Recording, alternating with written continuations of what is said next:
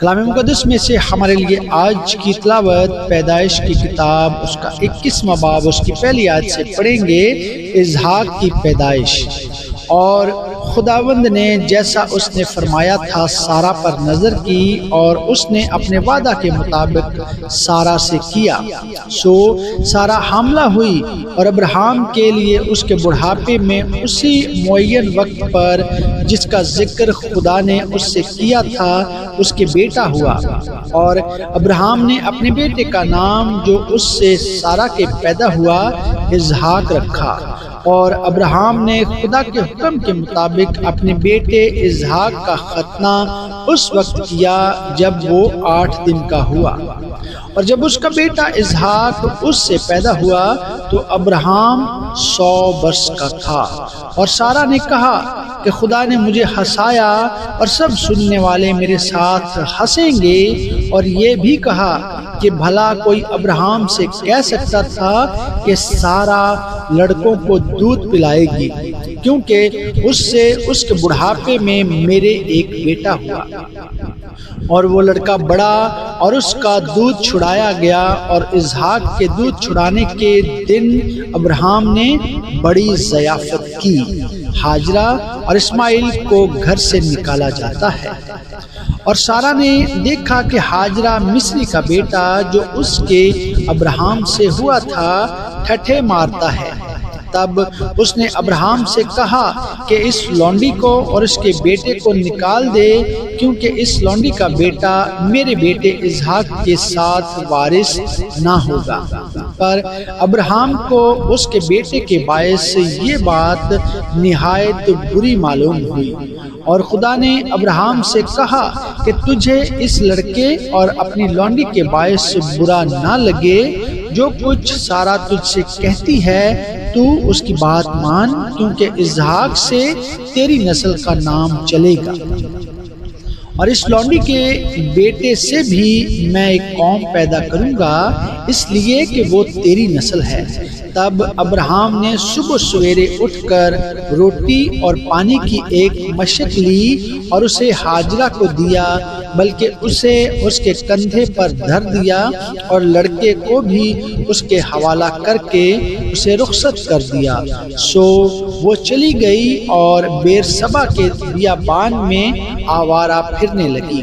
اور جب مشق کا پانی ختم ہو گیا تو اس نے لڑکے کو ایک جھاڑی کے نیچے ڈال دیا، اور آپ اس کے مقابل ایک تیر کے ٹپے پر دور جا بیٹھی اور کہنے لگی کہ میں اس لڑکے کا مرنا تو نہ دیکھوں۔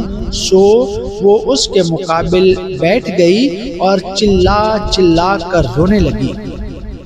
اور خدا نے اس لڑکے کی آواز سنی، اور خدا کے فرشتہ نے آسمان سے ہاجرہ کو پکارا اور اسے کہا، اے ہاجرہ تجھ کو کیا ہوا؟ مت ڈر، کیونکہ خدا نے اس جگہ سے جہاں لڑکا پڑا ہے اس کی آواز سن لی ہے۔ اٹھ اور لڑکے کو اٹھا اور اسے اپنے ہاتھ سے سنبھال، کیونکہ میں اس کو ایک بڑی قوم بناؤں گا۔ پھر خدا نے اس کی آنکھیں کھولی اور اس نے پانی کا ایک کنواں دیکھا، اور جا کر مشق کو پانی سے بھر لیا اور لڑکے کو پلایا۔ اور خدا اس لڑکے کے ساتھ تھا، اور وہ بڑا ہوا اور بیابان میں رہنے لگا اور تیر انداز بنا۔ اور وہ فاران کے بیابان میں رہتا تھا، اور اس کی ماں نے ملک مصر سے اس کے لیے بیوی لی۔ ابراہیم اور ابی ملک میں معاہدہ۔ پھر اس وقت یوں ہوا کہ ابی ملک اور اس کے لشکر کے سردار فیکل نے ابراہیم سے کہا کہ ہر کام میں جو تو کرتا ہے خدا تیرے ساتھ ہے، اس لیے تو اب مجھ سے خدا کی قسم کھا کہ تو نہ مجھ سے، نہ میرے بیٹے سے اور نہ میرے پوتے سے دغا کرے گا، بلکہ جو مہربانی میں نے تجھ پر کی ہے ویسی ہی تو بھی مجھ پر اور اس ملک پر جس میں تو نے قیام کیا ہے کرے گا۔ تب ابراہیم نے کہا، میں قسم کھاؤں گا اور ابراہیم نے پانی کے ایک کنویں کی وجہ سے جسے ابی ملک کے نوکروں نے زبردستی چھین لیا تھا ابی ملک کو جھڑکا۔ ابی ملک نے کہا مجھے خبر نہیں کہ کس نے یہ کام کیا اور تو نے بھی مجھے نہیں بتایا اور نہ میں نے آج سے پہلے اس کی بابت کچھ سنا۔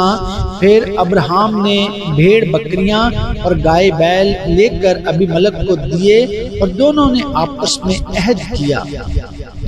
اور ابراہیم نے بھیڑ کے 7 مادہ بچوں کو لے کر الگ رکھا اور ابی ملک نے ابراہیم سے کہا کہ بھیڑ کے ان 7 مادہ بچوں کو الگ رکھنے سے تیرا مطلب کیا ہے؟